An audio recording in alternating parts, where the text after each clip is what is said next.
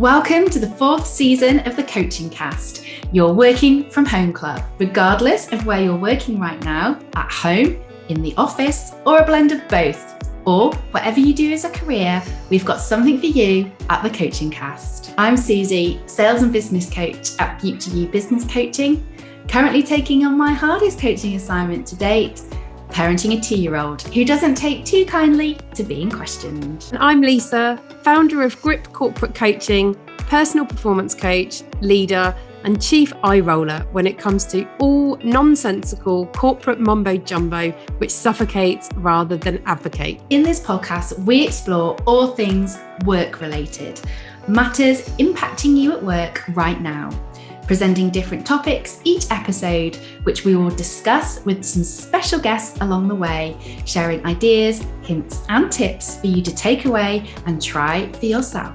We hope you enjoy listening.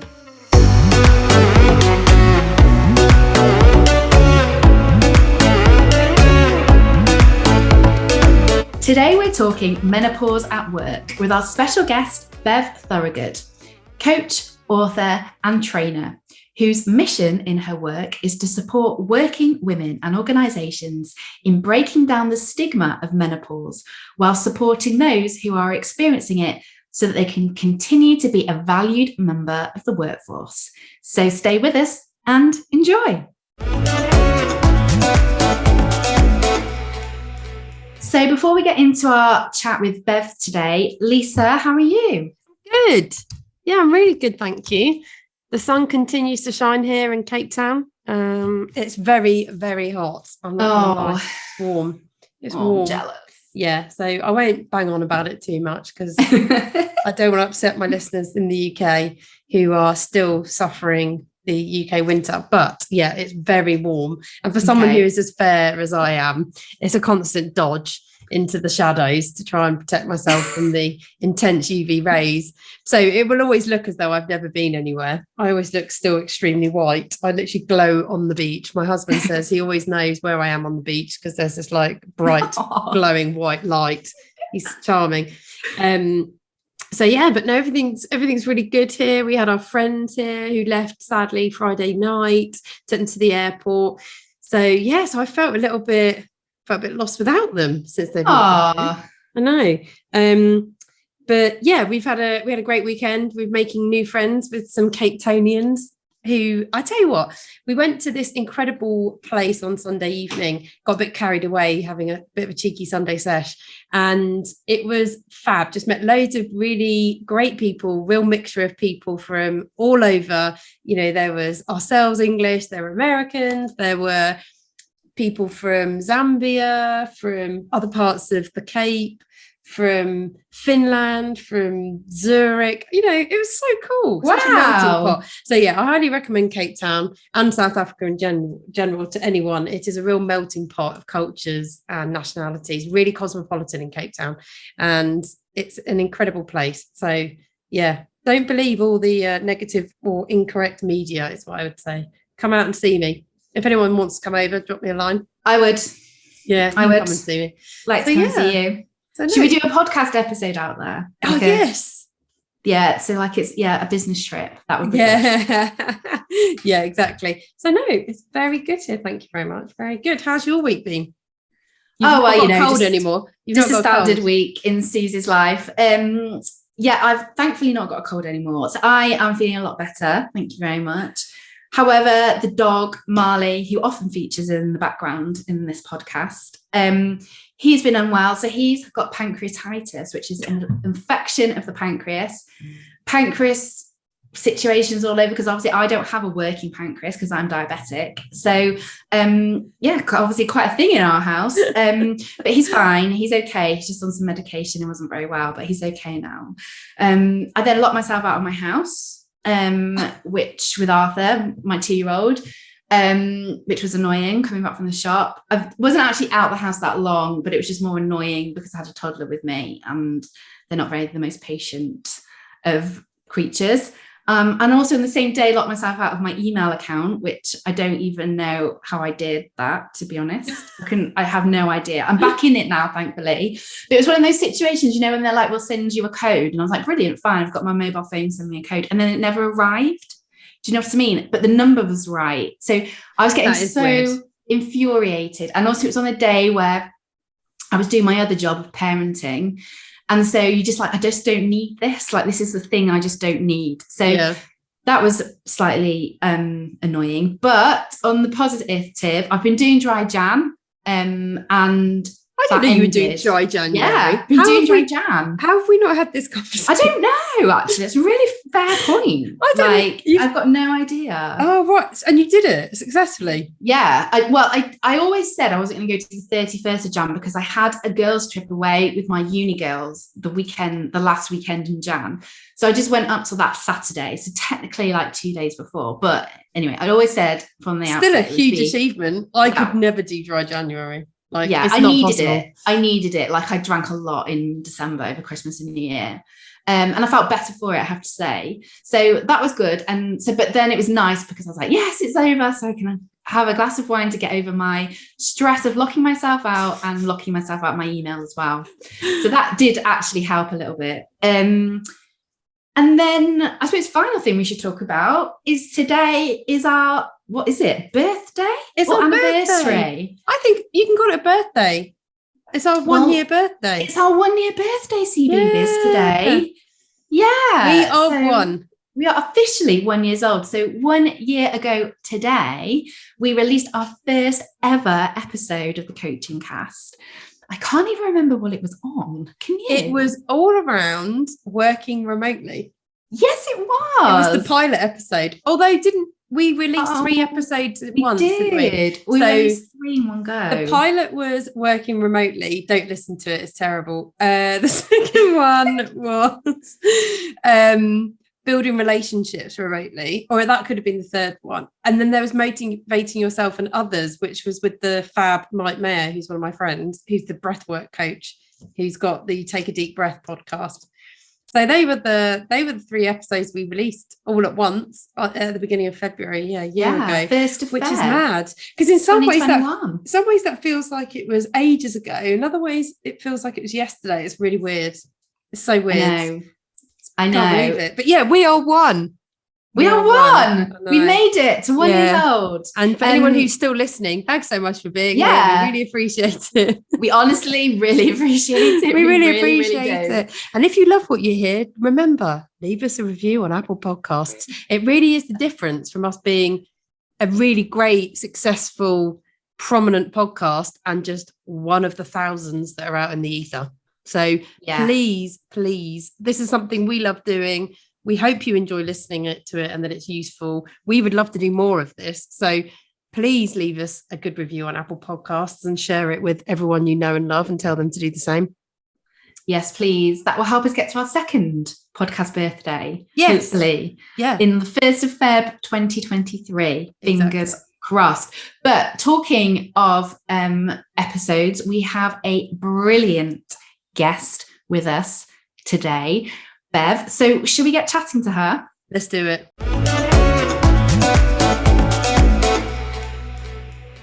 Today, we are super excited to be chatting to menopause at work expert, Bev Thorogood. Bev is a coach and trainer with over 15 years in learning and development and a background in health and well-being. She is the founder of Floresco Training and author of The Business of Menopause, a guide for working women. Bev's story starts in April 2018 when she decided to set up her own business following her 32-year career with the Ministry of Defence. She was struggling with anxiety, high stress, memory issues, and poor concentration, all of which, although unknown to her at the time, were directly related to the onset of perimenopause. Making the decision to leave her RAF career in spring 2018, she set up Floresco Training with the aim of raising awareness of the impact of menopause on working women through awareness training for businesses and one-to-one and group coaching for working women.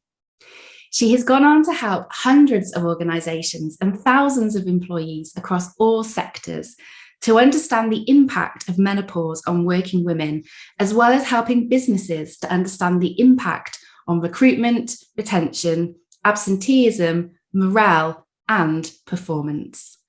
Bev, welcome to the Coaching Cast. We are super excited to talk to you today. So thank you so much for coming to join us. Thank you, Susie. It's my pleasure.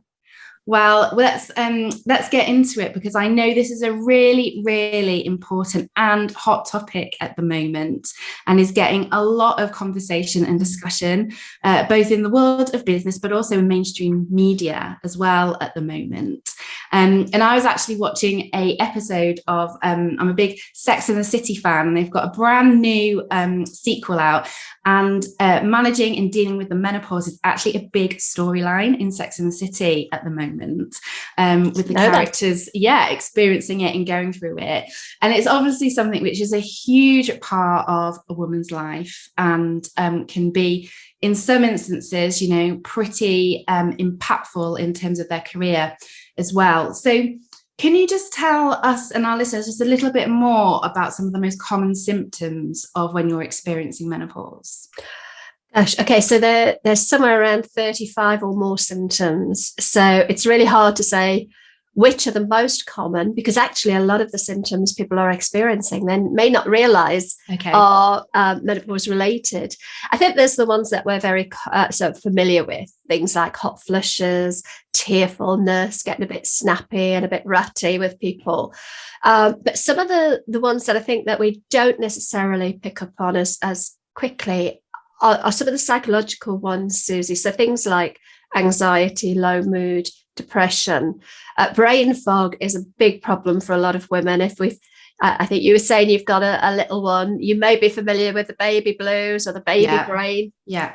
Very similar symptoms in perimenopause. So things like forgetfulness, sort of cloudy, muddy thinking, not being able to concentrate too clearly, poor word recall. When you want the word and you just can't get it. It's how much of it is also age related. It's hard to know, but certainly I would say that the vast majority of women that I speak to, even if they don't get hot flushes, those sort of common ones, talk about their inability to remember words. But then we've got some really quite obscure ones that you would never sort of relate to menopause. I know I certainly didn't.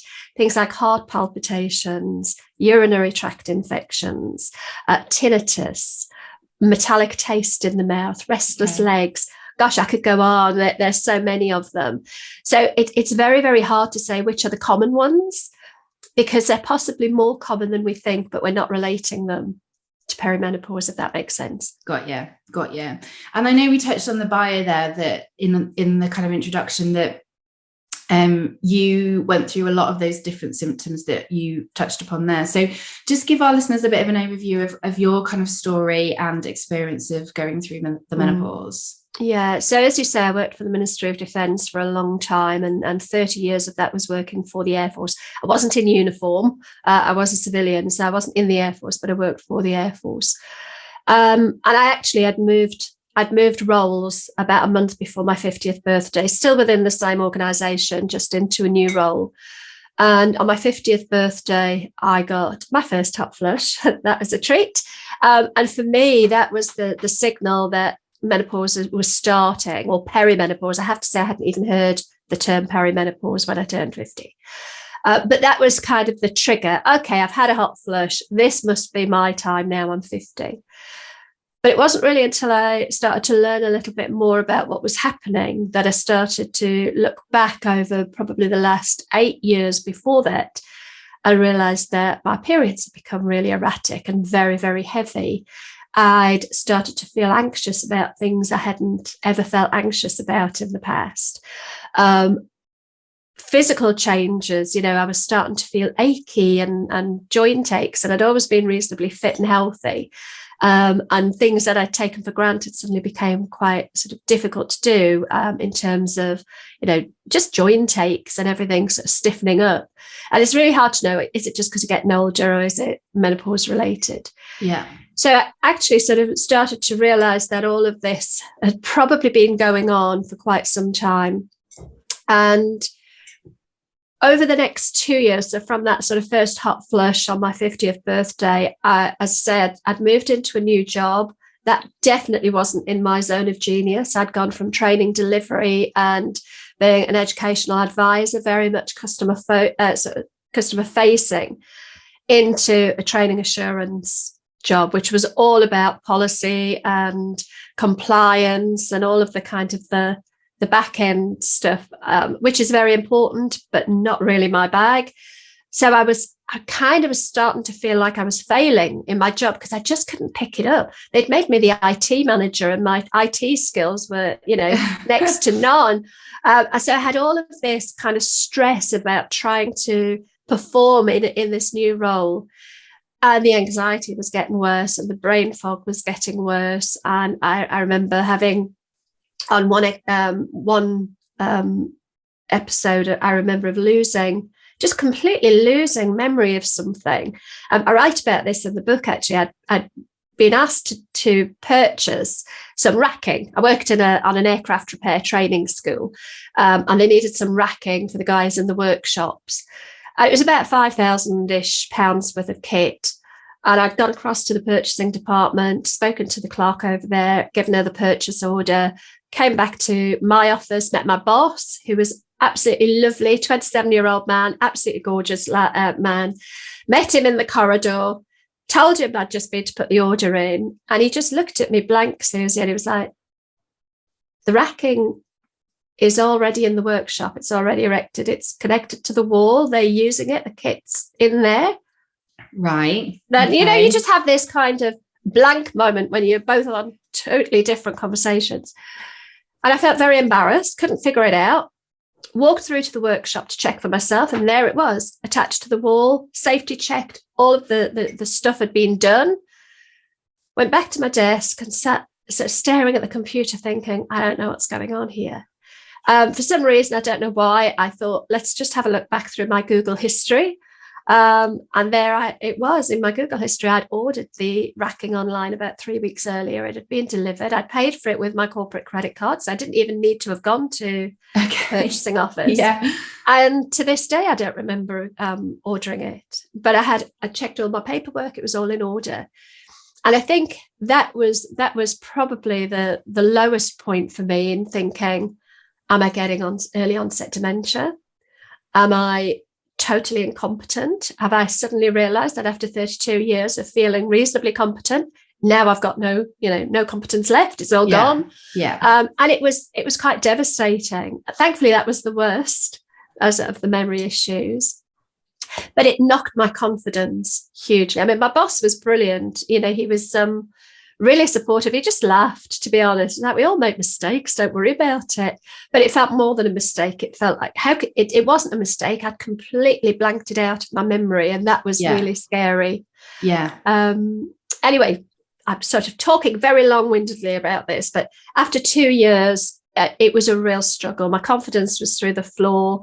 I was trying to compensate massively by going on a ridiculously rigid diet, losing loads of weight, getting incredibly fit, putting all of my energy into sort of my health and fitness. And it was almost like it was a compensation for what was going on in other areas. And after 2 years, I just thought, I can't keep doing this. I was so stressed. I thought, if I don't take a break, I'm going to end up going on long-term sick with stress. And I didn't really want to go down that route. I spoke to my boss, asked if there was any chance I could take a 12-month sabbatical, effectively, sort of a 12-month period of unpaid leave, which he supported. But the MOD turned it down because they had a moratorium on recruitment, and it would have meant bringing somebody else in temporarily, and they didn't have the budget.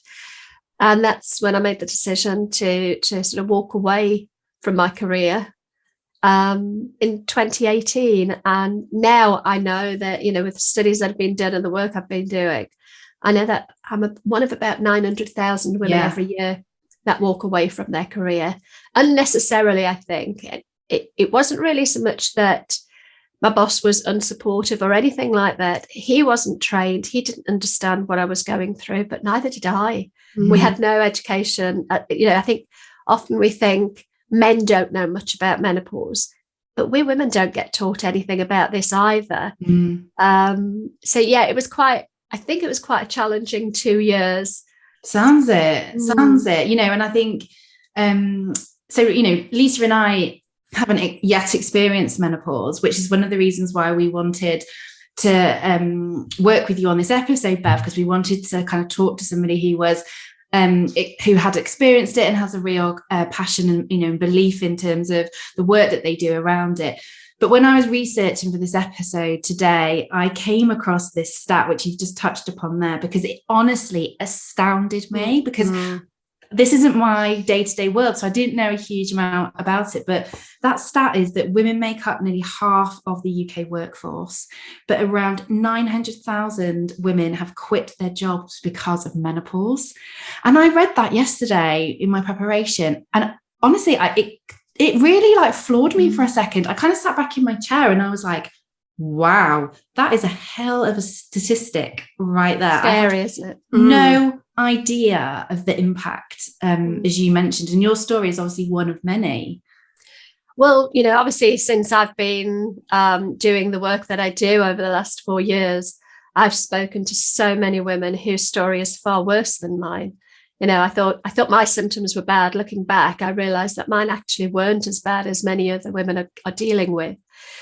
And I think there's a couple of things going on, really. First of all, the medical world hasn't really caught up with women's reproductive health, bizarrely, considering we make up, as you say, 51% of the population, I think.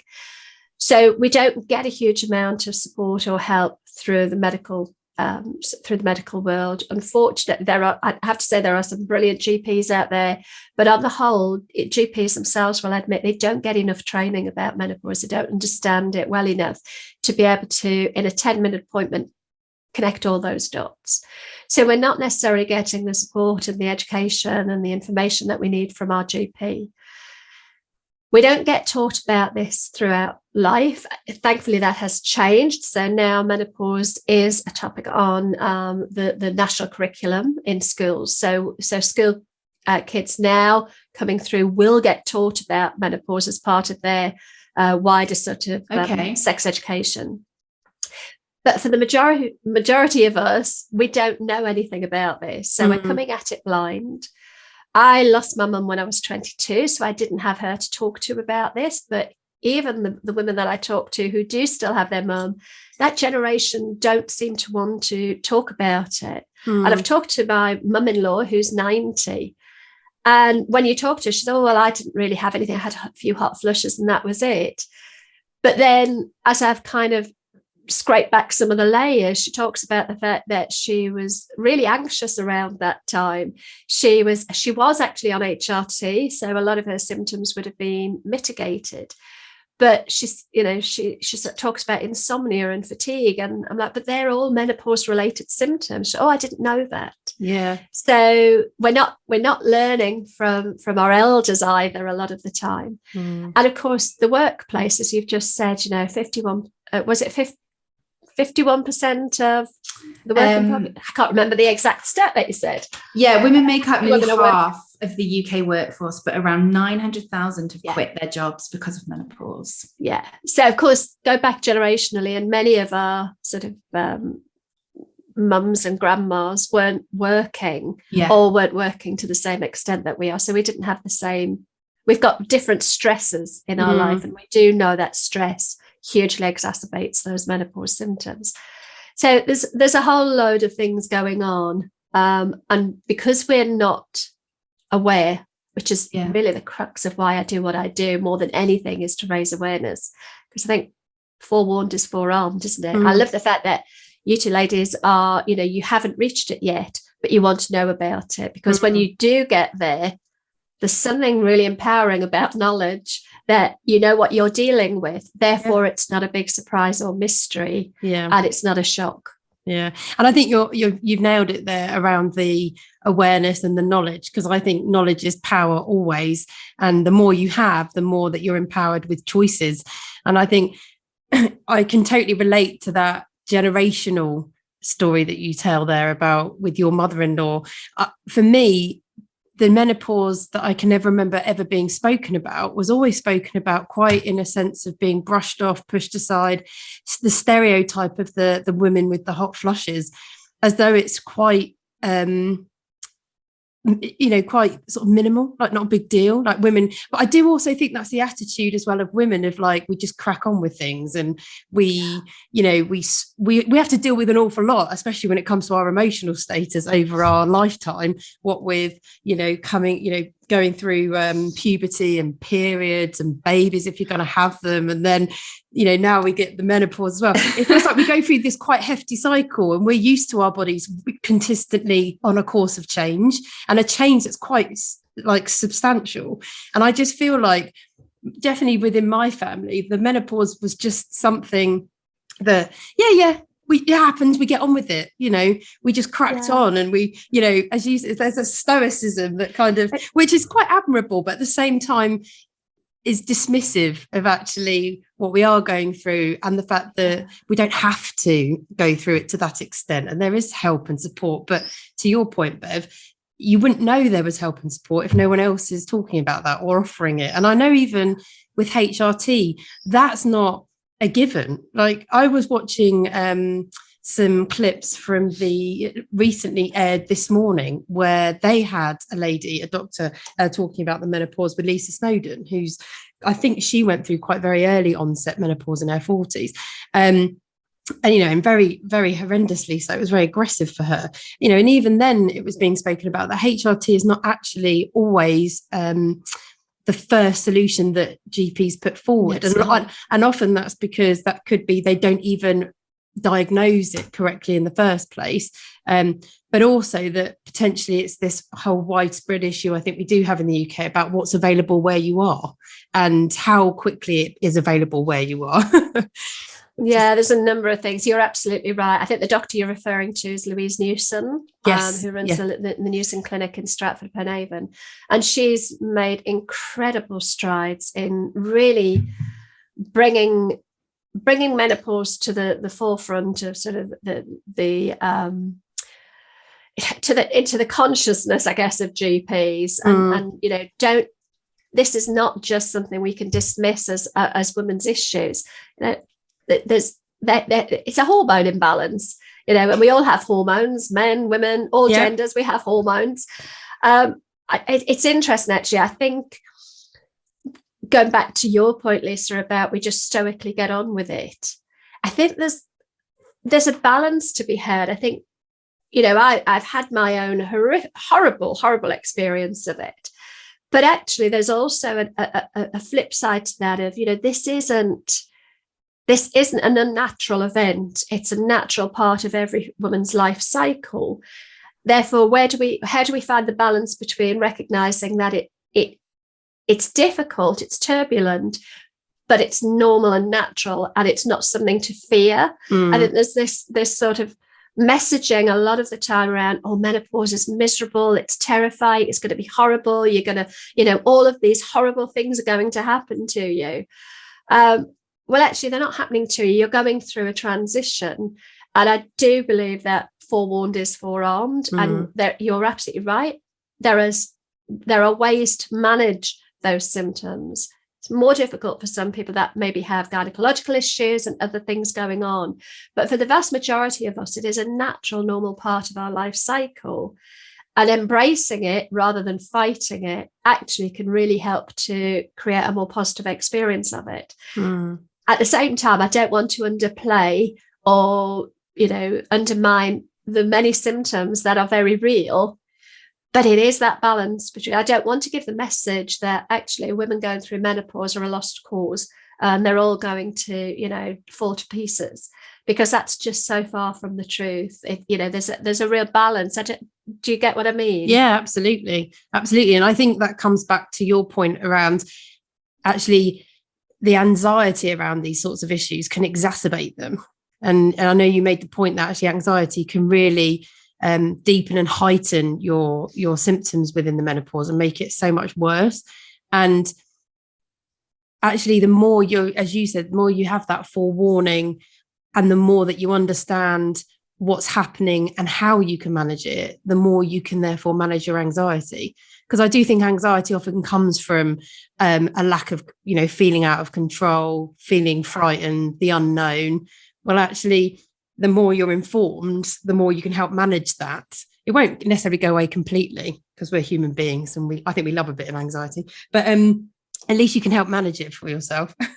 Yeah, absolutely. And I think, so I when I'm coaching, I tend to use a sort of a framework of ABC, and the A is about the acceptance piece. If you're familiar with a change curve that we are going through, I know a lot of people find that the term going through the change quite archaic, but we are going through a physical and a biological and an emotional change.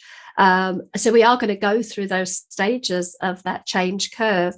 So I think the sooner we get to acceptance that actually, we can't fight this. This is a natural biological transition.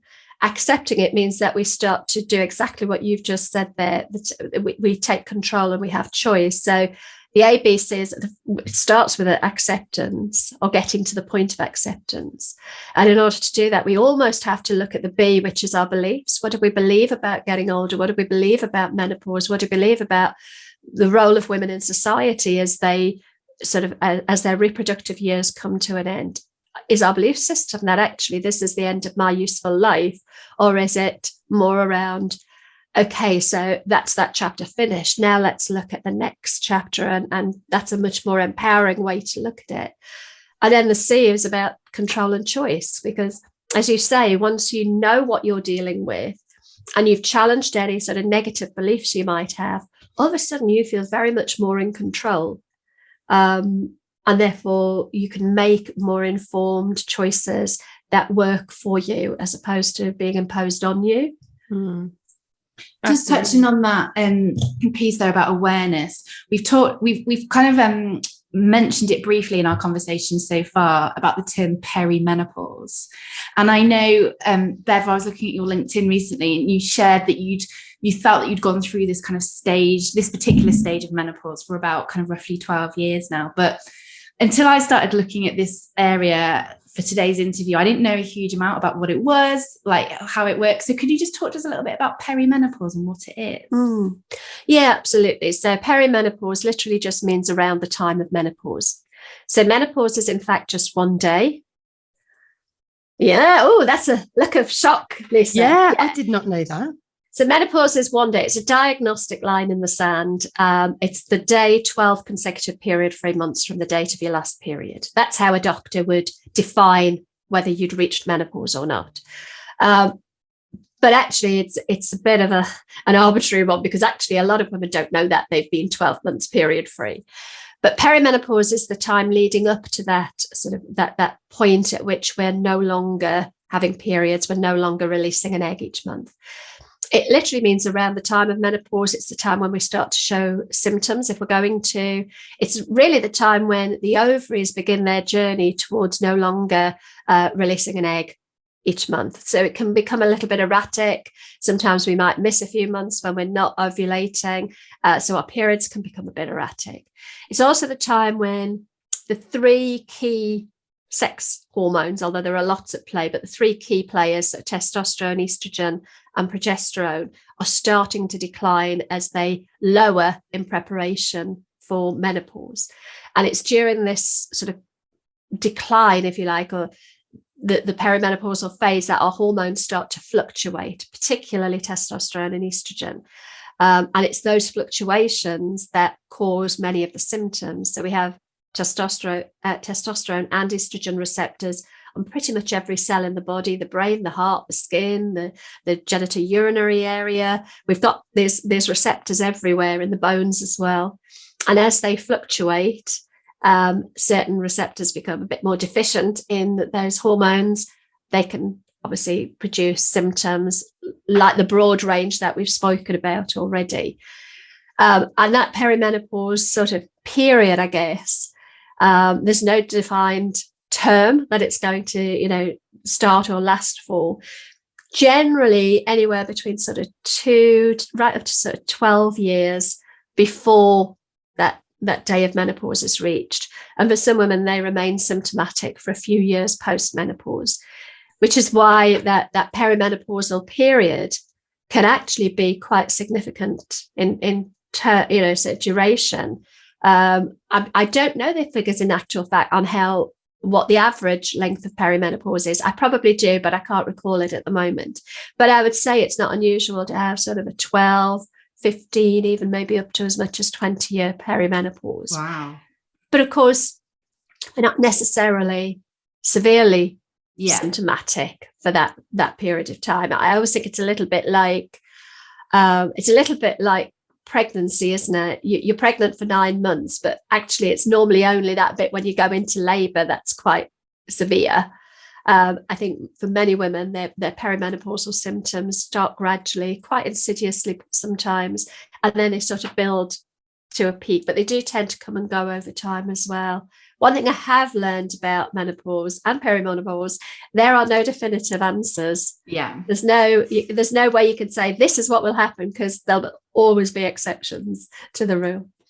Yeah, no, definitely. I can see that, because it is so personal, isn't it? And, a lot of your mum's experience, your grandma's experience links quite heavily to how then your experience is likely to be as well. Yeah. So thinking about that then, about your experience of menopause and those symptoms, you talked a little bit before about how it impacted you at work. So that particular story where you just literally couldn't recall that situation of ordering, that racking. With your work with individuals and organisations, what are some of the most common ways that menopause kind of manifests itself in the workplace in terms of its impact on working women? Yeah. So I think, again, this is a really broad answer. There are so many variables here, but I think for a lot of women, the biggest issue is around brain fog and a sense of a lack of being able to do what they've always done as well as they've been able to do it in the past. And that leads to low confidence, low self-esteem, perhaps not putting themselves forward for promotions or for projects, not speaking up in meetings in the way they might have done, taking a more of a backseat role in their own career. I think a lot of times women find that their sleep is so disturbed that they're exhausted, so their stress levels are much higher, and coping with situations that they maybe have taken in their stride in their earlier years suddenly become more difficult and more challenging. And as brain fog is also sort of challenging, often things like memory and concentration, they're having to work so much harder a lot of the time to do what they've always done. And again, it kind of comes back to that sort of drop in confidence and withdrawing from the workplace a little bit. We know that. So many women find that they do what I did and leave work, or they take lesser roles, or they go part-time, which isn't really helpful for anybody. It's not helpful for the individual in particular, not from an emotional and psychological point of view. It's certainly not good for business because they're losing a lot of valuable skills, experience and talent. So I'm not sure if I've deviated off the question, Susie. That's my menopausal brain failing to concentrate. No, not at all. I think you answered it really well. Yeah, me too. That was very good. That was very good. And I know that many businesses and organizations now are starting to appreciate that menopause is an important stage of a woman's life and are putting more supportive initiatives into place to help working women, remain there in the workplace and feel supported and empowered and confident that they can still do their roles, but having some adjustments, there in place to support. But I also know that there's a reality there that not all businesses and organizations are equally there yet either. And there's a lot of conversation, especially in like mainstream media at the moment, about what some of those support initiatives could look like. And I know there's been a debate recently in Parliament as well around some of those initiatives. So what can businesses or organisations do to be more supportive and help retain women in their workforce? So I think first and foremost, they just need to accept that this is a reality and it's going to impact their business. Whether they think it will or not, whether they think it's unimportant or not, it will impact their business. So I think that awareness for businesses first and foremost. But on a practical level, just making it obvious to people within the organization that they understand that menopause has an impact. And that could be having a page on an intranet site with resources that people can go to find out more about menopause. So they've got some kind of education and knowledge hub, maybe. Having a policy, it doesn't need to be a formal policy at the moment. There's no legal requirement to have a dedicated policy. But what a policy does do, or at least guidance documents do, is show everybody within the organisation that as an organisation, they value those people that are going through menopause. And I say people rather than women, because it's not just cis women who experience menopause. If somebody's menstruated at any time in their life, regardless of how they identify now. Yeah. So it needs, businesses need to recognise that this is a broad diversity and inclusion topic. It's not just about women's problems. So policy and guidance can really help. It's not mandatory, but it may well be in the next year or so. As you mentioned, Susie, there's conversations being had in high places about whether menopause should be a protected characteristic, for example, and whether a mandatory menopause policy should be in place.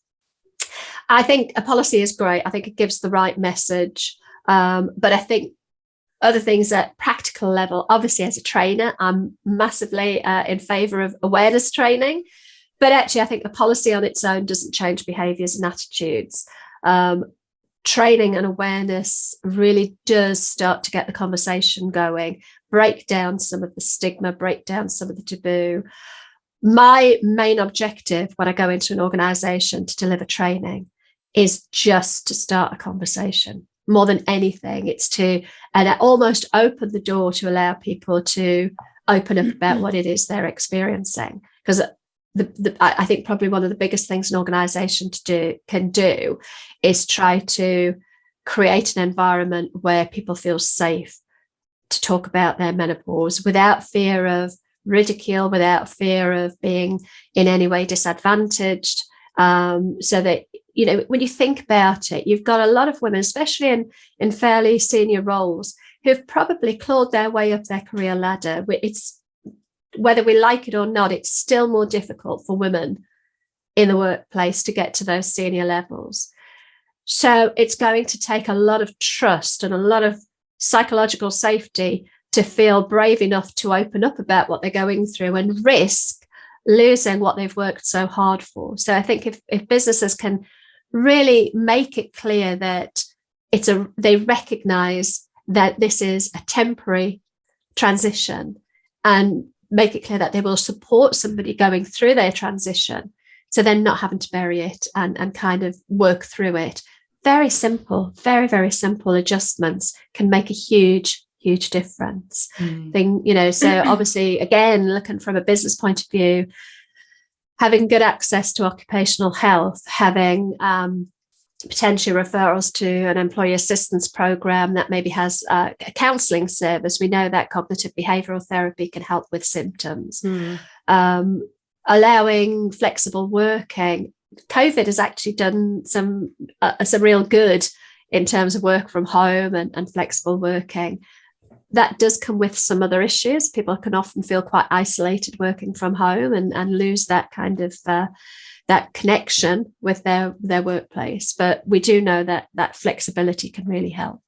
And other simple workplace adjustments, giving managers the autonomy to be able to look at what sort of creative workplace adjustments would help, will also, it's all very well having a policy, but if you don't empower your managers to be able to put provision in place on an individual sort of case by case basis, then their hands are tied. So very simple measures really that organisations can take, but I think it has to start with an acknowledgement that this is a real issue that they need to be aware of. I don't like saying issue, because issue makes it seem like a problem, when actually I don't think menopausal women in the workplace are a problem. They're just potentially needing a little bit of additional support for a period of time to kind of get them through it. And I think actually even just talking about it raises the subject to women who may not even be aware of it, in the fact that they're not aware that it is going to happen to them, because as you said, it's a natural biological occurrence that will happen to anyone who's menstruated. So there's many of us in that category, and it's not something we're going to be able to stop. It's going to happen because our bodies will do it when it wants to. And I think actually of those 900,000 women who've been quoted as leaving the workplace because of the menopause, how many of them left without realizing that's why they were going? Do you know what I mean? Yeah, well, quite. Yeah, I don't think I joined the dots fully until after I'd left. Yeah. Because for me as well, Lisa, I had, as many women do, lots of other factors that were contributing to the stress bucket, if you like, at that time. My husband was coming out of the Air Force after 38 years. So his career was like, are we going, is he going to get another job at age 55? Are we going to be able to pay the mortgage? Or, all of that kind of stuff. We had caring responsibilities for my sister-in-law who was disabled.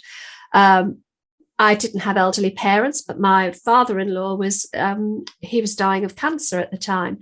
So like many women, there are, and men as well, to be fair, in that sort of midlife age bracket, there were a number of different factors going on that I don't think at the time I put all the dots together to realize that it was menopause. And it probably wasn't just menopause, but that was another stress in the bucket that just, everything kind of overflowed.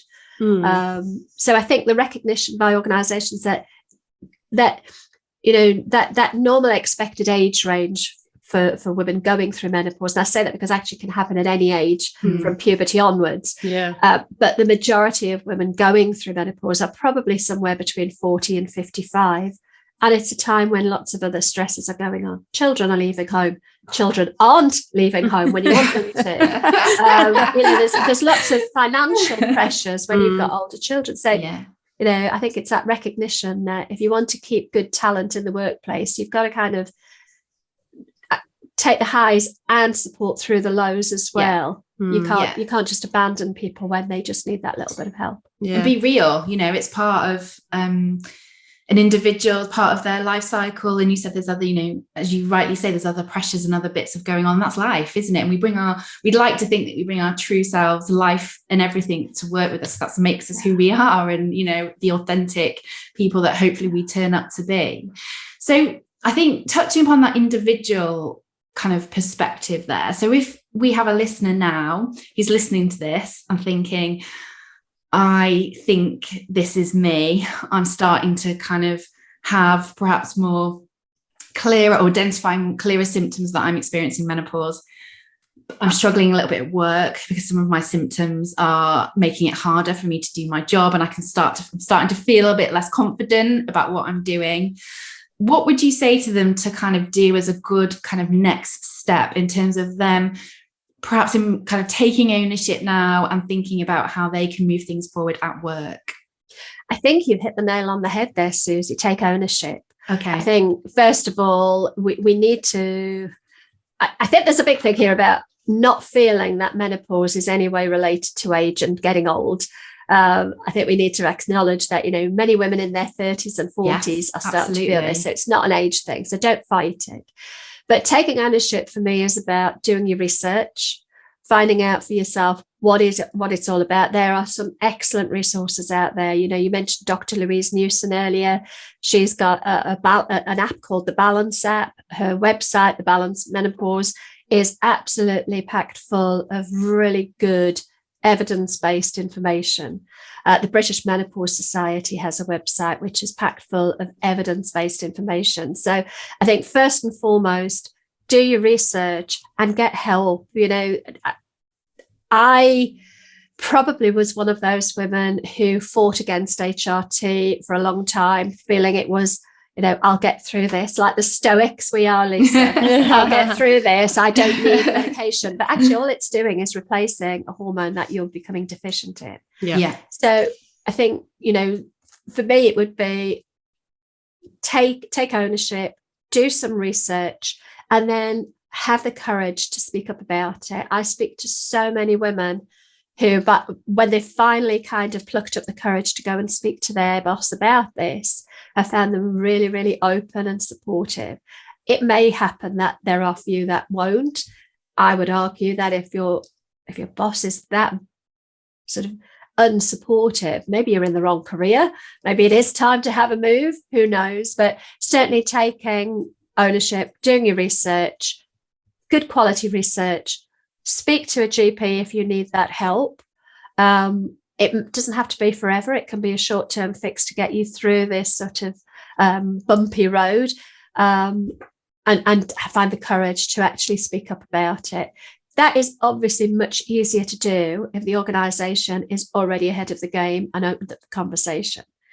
If you know that your boss has been trained and is aware of menopause, that makes life easier.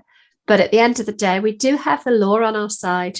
Menopause isn't a protected characteristic in its own right, but the Equality Act does protect women under age, sex and disability discrimination. So I would say don't be scared to ask for help, but ask for what you want. Do your research and be clear about what the outcome is that you want. And I would say that's the same if you go to your GP. Do your research, know what the outcome is that you want. But it is about ownership. You answered your own question, Susie, definitely. Oh, okay. And am I right in assuming that those kind of things that you can do there as well are applicable if you either work in a smaller business, so perhaps you work for somebody who just owns a business and you work with them in a much smaller team, or if you manage a team or a group of people who work for you and you are a small business owner, those principles still apply? Yeah, absolutely. Yeah.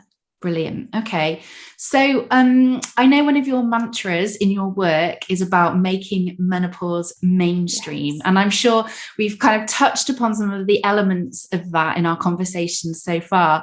But is there anything within that kind of mantra, which I love, by the way, that we haven't kind of yet explored that you would like to kind of explain to our listeners?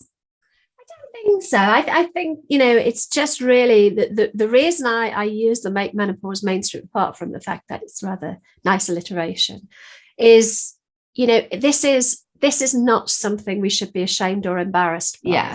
Yeah, in the same way, periods and menstruation and all of those other sort of female life cycle things that go on, that we don't bat an eyelid about people brushing their teeth. Brushing your teeth is a natural part of our life. Why do we kind of brush all these sort of women's health issues under the carpet and continue to make them a taboo? It's happened for centuries and centuries. I don't know if you've seen Kate. So Kate Muir was the producer and director of the Davina McCall documentary last year, Sex, Myths and the Menopause, and she's just launched a book called Everything You Need to Know About Menopause But Were Too Afraid to Ask. And oh my word, it's the best book on menopause I've ever read. I can hands down say that. But she is so good at kind of poking around at why are we continuing to treat this process in a woman's life as something to almost sort of be ashamed of.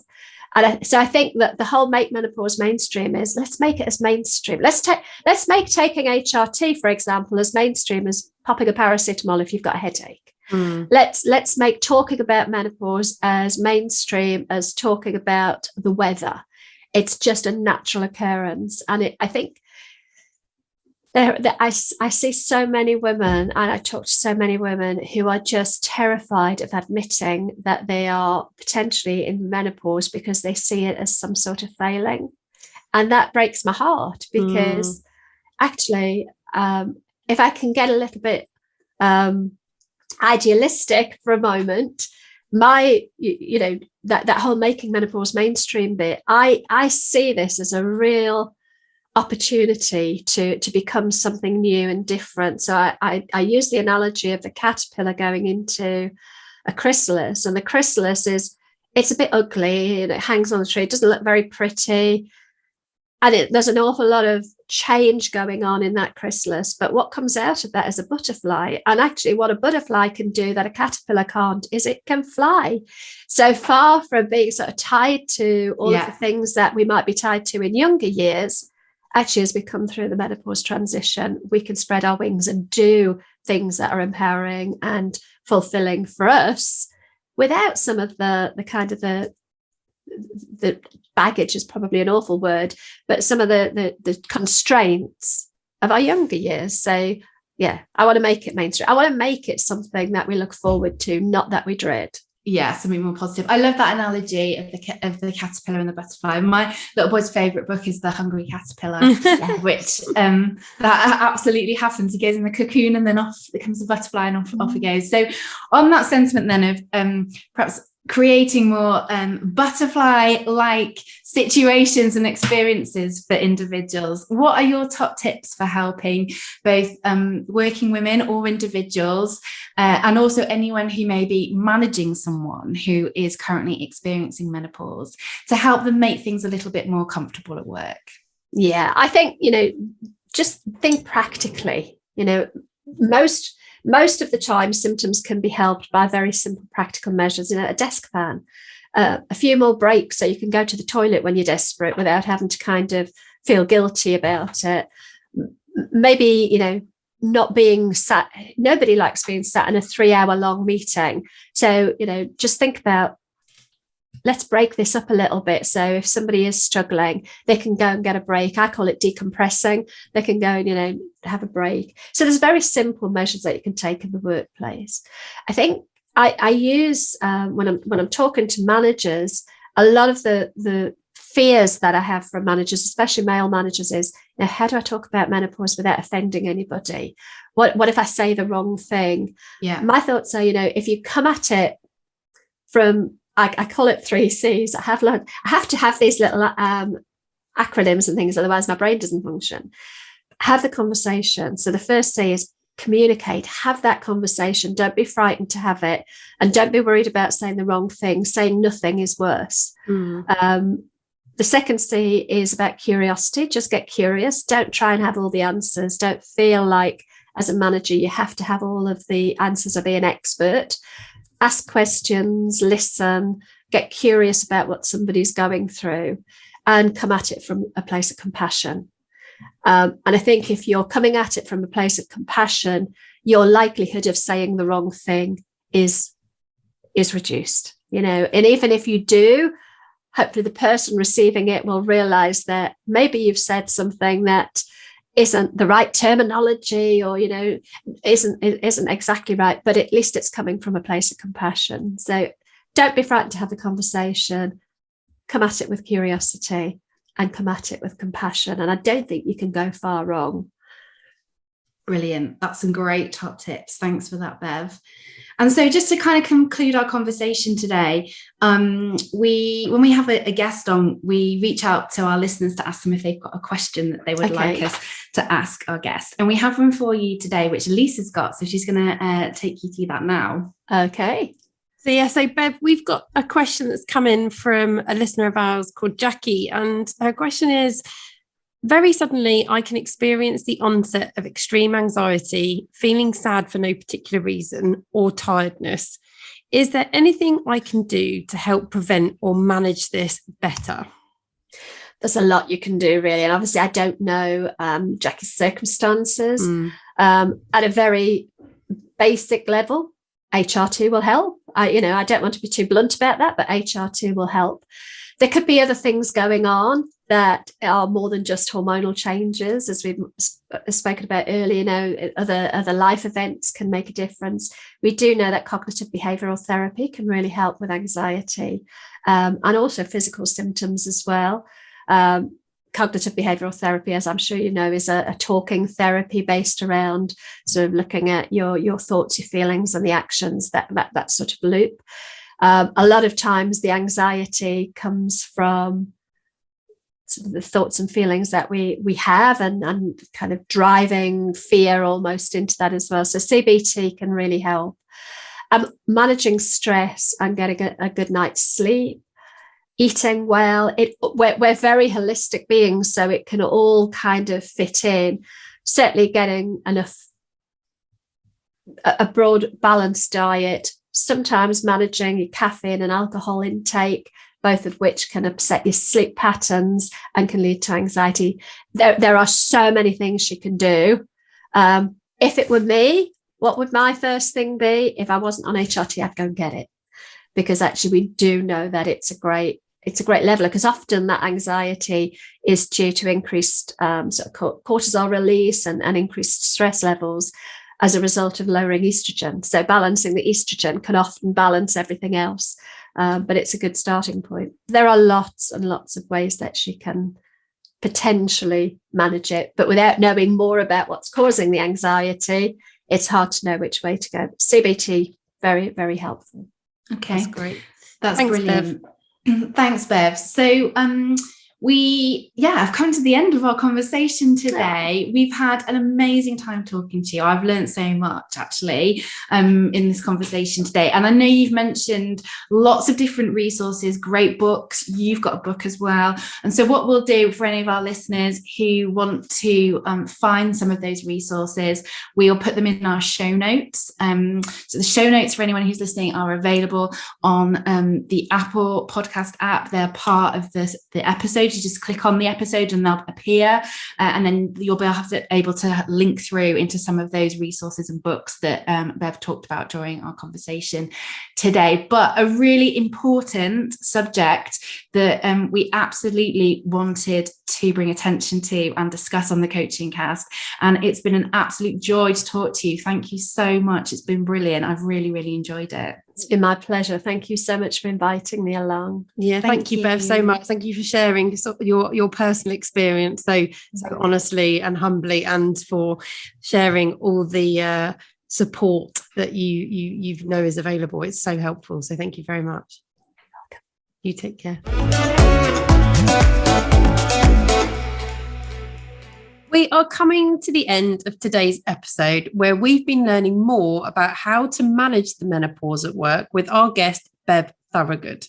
Our tips and recommendations that have been collated with Bev are as follows, and I've split these out because Bev actually shared with us some really great tips, both for an individual, in respect of an individual who may be going through the menopause or thinks they're going through the menopause, and also a manager. So if you are someone who is managing people at work and seeking to understand more about the menopause and how to better support any individual who you believe is going through it, we've got some tips from Bev for that too. So if we start with the individual, then I think the one big thing that Bev was really keen to put across was doing your own research.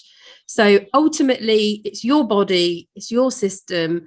Take ownership of yourself and do your research. There are lots of great resources that Bev shared with us, which I haven't written on the top tips little whiteboard today because it's just not big enough. But we are going to list them all in the show notes from today's episode. So you will be able to read those show notes wherever you look and watch your watch your podcast episodes. That will be there in the show notes. But there is some great stuff in there, including books as well as websites. So well worth doing your research. Talk to your GP. So Bev did explain HRT may not be the solution for everybody, but it's a bloody great start. It's well worth looking into, and it's a really great way to balance yourself out. It does replace those hormones that you're losing. So please talk to your GP and get their advice. And the third thing is, if you are very much still in work, if you work for an employer, talk to your manager. So really talk to them about what you're going through and think about what do you want from that conversation. So be clear about what you're asking for in terms of the changes that you're wanting to potentially make to ensure that you can work more effectively. So if you are a manager and wanting to understand how you can better support anyone going through the menopause, the first thing is really think about practical ideas that you can come up with together. I would stress the together because it's important to ensure that the solutions are the right thing for the person, and only asking them is going to find that out. But actually Bev said, look, sometimes the simple practical things can be the best. So a desk fan, for example, in implementing more frequent breaks for the individual. So there are some really simple practical things you can do. And then secondly, Bev talked about her 3 C's. So they are communicate, talk to the individual, don't be scared. The most common issue she says that she finds is that people are too worried about talking about this in respect of embarrassing people, but ultimately it's much worse to not talk about it. So the first thing is communicate, talk about it, don't be frightened. Second is be curious. Me and Suze use this often through everything that we do. Be curious, so ask questions, listen. And the third thing is be compassionate.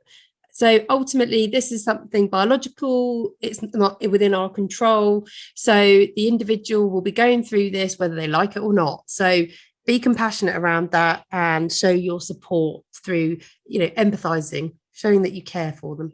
So don't worry about remembering all of the top tips now. They will be on our Instagram page this week. So all you'll need to do is visit @thecoachingcast to find them. In addition to those top tips, we've also got a little exercise for you to try if this particular topic, the menopause, feels relevant to you. So the first thing is break down the things that are going on for you right now in work and at home. So as Bev explained, if you're going through the menopause, actually, that may not be the only stressor on your system. You may have lots of other stressors going on outside you because life happens. And so it's important to be clear about what are all those things so that you can break them down and manage them more effectively. So next step is to rate each one of those things on a scale of 1 to 5, 1 being low and 5 being high in terms of which is causing you the most stress, anxiety, or is a potential challenge for you. So then finally, once you've done that, what action can you take to improve that which is causing you the most high amount of stress? So really think about who can help you and think of individuals in both your work, at home and external. And if that ultimately comes down to the way you're feeling, potentially some of those menopausal symptoms, then actually going to your GP could be the right solution. So really think about that, but break it all down so you've got clarity. We hope you enjoyed today's episode with our chat with Bev and have some new ideas to take away and try for yourselves.